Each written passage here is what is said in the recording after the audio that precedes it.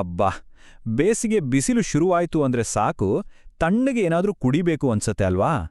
ಆದ್ರೆ ಟೇಸ್ಟ್ ಜೊತೆಗೆ ಹೆಲ್ತ್ ಕೂಡ ಕೊಡೋ ಡ್ರಿಂಕ್ ಯಾವುದು? ಅದು ನಿಂಬೆ ನೀರಾ ಅಥವಾ ಎಳ್ನೀರಾ? ಬನ್ನಿ, ಈ ಬೇಸಿಗೆಯ ದೊಡ್ಡ ಚರ್ಚೆಗೆ ಇವತ್ತೊಂದು ಉತ್ತರ ಕಂಡುಹಿಡಿಯೋಣ. ಹೌದು, ಸಮ್ಮರ್ ಅಂದ ತಕ್ಷಣ ನಮಗೆ ನೆನಪಾಗೋದೆ ಈ ಎರಡು ಡ್ರಿಂಕ್ಸ್. ಈ ಎರಡರ ನಡುವೆ ಯಾವಾಗಲೂ ಒಂದು ಫ್ರೆಂಡ್ಲಿ ಕಾಂಪಿಟೇಷನ್ ಇದ್ದೇ ಇರುತ್ತೆ. ಯಾವುದು ನಮ್ಮ ದೇಹಕ್ಕೆ ಹೆಚ್ಚು ಒಳ್ಳೆಯದು? ಬನ್ನಿ ಒಟ್ಟಿಗೆ ಸೇರಿ ಇದರ ಬಗ್ಗೆ ತಿಳಿದುಕೊಳ್ಳೋಣ. ಸರಿ, ಹಾಗಾದ್ರೆ ಮೊದಲು ನಮ್ಮ ಇವತ್ತಿನ ಎರಡೂ ಕಂಟೆಂಡರ್ಸ್ ಬಗ್ಗೆ ಸ್ವಲ್ಪ ತಿಳ್ಕೊಳ್ಳೋಣ. ನಿಂಬೆ ನೀರು ಮತ್ತೆ ಎಳನೀರು ಎರಡೂ ಬೇಸಿಗೆಯಲ್ಲಿ ಸಿಕ್ಕಾಬಟ್ಟೆ ಪಾಪ್ಯುಲರ್. ಅಷ್ಟೇ ಅಲ್ಲ, ಹೆಲ್ದಿ ಚಾಯ್ಸ್ ಕೂಡ ಹೌದು. ನಮ್ಮ ಮೊದಲನೇ ಸ್ಪರ್ಧಿ ನಿಂಬೆ ನೀರು. ಇದರಲ್ಲಿ ವಿಟಮಿನ್ ಸಿಯ ಪವರ್ ಇದೆ. ಅಂದ್ರೆ ನಮ್ಮ ಇಮ್ಯೂನ್ ಸಿಸ್ಟಮ್ಗೆ ಒಂದು ಒಳ್ಳೆ ಬೂಸ್ಟ್ ಸಿಕ್ಕ ಹಾಗೆ. ಅಷ್ಟೇ ಅಲ್ಲ, ದೇಹವನ್ನ ಹೈಡ್ರೇಟ್ ಆಗಿರೋದ್ರಲ್ಲೂ ಇದು ಸಹಾಯ ಮಾಡುತ್ತೆ. ಇನ್ನು ನಮ್ಮ ಎರಡನೇ ಸ್ಪರ್ಧಿ ಎಳನೀರು. ಇದನ್ನ ಪ್ರಕೃತಿಯ ಸ್ಪೋರ್ಟ್ಸ್ ಡ್ರಿಂಕ್ ಅಂತ ಕರೆಯೋದ್ರಲ್ಲಿ ತಪ್ಪೇ ಇಲ್ಲ. ಯಾಕಂದ್ರೆ ಇದರಲ್ಲಿರೋ ನ್ಯಾಚುರಲ್ ಎಲೆಕ್ಟ್ರೋಲೈಟ್ಸ್ ನಮಗೆ ತಕ್ಷಣ ಎನರ್ಜಿ ಕೊಡುತ್ತೆ, ಫುಲ್ ಆಕ್ಟಿವ್ ಆಗಿಡುತ್ತೆ. ಬೇಸಿಗೆಯಲ್ಲಿ ಅತಿ ಮುಖ್ಯವಾಗಿ ಬೇಕಾಗಿರೋದು ಹೈಡ್ರೇಷನ್. ಅಂದ್ರೆ ನಮ್ಮ ದೇಹದಲ್ಲಿ ನೀರಿನಂಶ ಕಡಿಮೆ ಆಗಬಾರ್ದು. ಹಾಗಾದ್ರೆ ಈ ವಿಷಯದಲ್ಲಿ ಯಾರು ವಿನ್ನರ್? ನಿಂಬೆ ನೀರಾ ಅಥವಾ ಎಳೆನೀರಾ? ನೋಡೇ ಬಿಡೋಣ ಬನ್ನಿ. ಎಲೆಕ್ಟ್ರೋಲೈಟ್ಸ್ ವಿಚಾರಕ್ಕೆ ಬಂದ್ರೆ ಇಲ್ಲಿ ಯಾವುದೇ ಡೌಟ್ ಇಲ್ಲ, ವಿನ್ನರ್ ಎಳನೀರೇ. ನಿಂಬೆ ನೀರಿಗಿಂತ ಇದರಲ್ಲಿ ಎಲೆಕ್ಟ್ರೋಲೈಟ್ಸ್ ತುಂಬಾ ಜಾಸ್ತಿ ಇರುತ್ತೆ. ನಾವು ಬೆವರ್ತೀವಲ್ಲ, ಆಗ ನಮ್ಮ ಬಾಡಿಯಿಂದ ಹೋಗೋ ಮಿನರಲ್ಸ್ ಅನ್ನು ಇದು ವಾಪಸ್ ತುಂಬುತ್ತೆ. ಇದು ತುಂಬಾನೇ ಇಂಪಾರ್ಟೆಂಟ್. ಎಳ್ನೀರು ಯಾಕೆ ಇಷ್ಟು ಚೆನ್ನಾಗಿ ಹೈಡ್ರೇಟ್ ಮಾಡುತ್ತೆ ಗೊತ್ತಾ? ಕಾರಣ ಅದರಲ್ಲಿರುವ ಪೊಟ್ಯಾಷಿಯಂನಂತಹ ಪ್ರಮುಖ ಎಲೆಕ್ಟ್ರೋಲೈಟ್ಗಳು.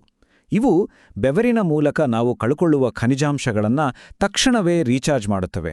ಇದರಿಂದ ದೇಹಕ್ಕೆ ನ್ಯಾಚುರಲ್ ಆಗಿ ಚೈತನ್ಯ ಸಿಗುತ್ತೆ. ಈ ಪಾಯಿಂಟ್ ತುಂಬಾ ಮುಖ್ಯ. ಖಾಸವಾಗಿ ನೀವು ವರ್ಕೌಟ್ ಅಥವಾ ಯಾವುದಾದ್ರೂ ದೈಹಿಕ ಶ್ರಮದ ಕೆಲಸ ಮಾಡಿದ ನಂತರ ದೇಹಕ್ಕೆ ಬೇಗ ಎಲೆಕ್ಟ್ರೋಲೈಟ್ಸ್ ಸಿಗಬೇಕು ಅಂದ್ರೆ ಎಳ್ನೀರು ಬೆಸ್ಟ್ ಆಪ್ಷನ್. ಓಕೆ, ಹೈಡ್ರೇಷನ್ ರೌಂಡ್ನಲ್ಲಿ ಎಳನೀರು ಗೆದ್ದಾಯ್ತು. ಹಾಗಾದ್ರೆ ಡೈಜೆಷನ್ ಅಂದ್ರೆ ಜೀರ್ಣಕ್ರಿಯೆಯ ವಿಚಾರದಲ್ಲಿ ಪರಿಸ್ಥಿತಿ ಏನು?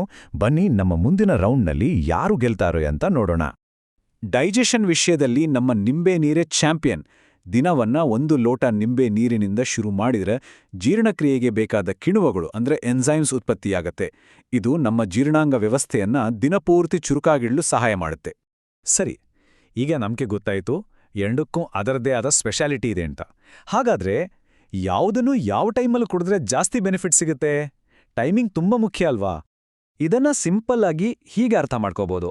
ಬೆಳಗ್ಗೆ ಎದ್ದ ತಕ್ಷಣ ನಿಮ್ಮ ಡೈಜೆಷನ್ ಸಿಸ್ಟಮ್ ಅನ್ನು ಸ್ಟಾರ್ಟ್ ಮಾಡೋಕೆ ನಿಂಬೆ ನೀರು ಬೆಸ್ಟ್. ವರ್ಕೌಟ್ ಮಾಡಿ ಸುಸ್ತಾದಾಗ ಬಾಡಿಯನ್ನು ರೀಚಾರ್ಜ್ ಮಾಡೋಕೆ ಎಳನೀರು ಸೂಪರ್.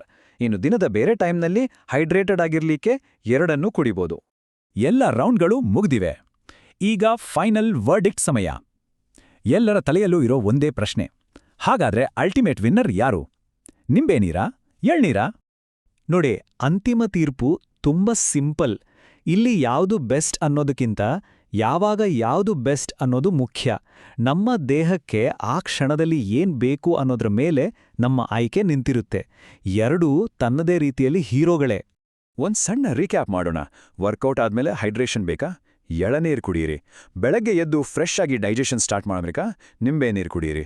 ವಿಟಮಿನ್ ಸಿ ಬೇಕಂದ್ರೆ ನಿಂಬೆ ನೀರು, ನ್ಯಾಚುರಲ್ ಎಲೆಕ್ಟ್ರೋಲೈಟ್ಸ್ ಬೇಕಂದ್ರೆ ಎಳನೀರು. ನೋಡಿ ಎಷ್ಟು ಸಿಂಪಲ್.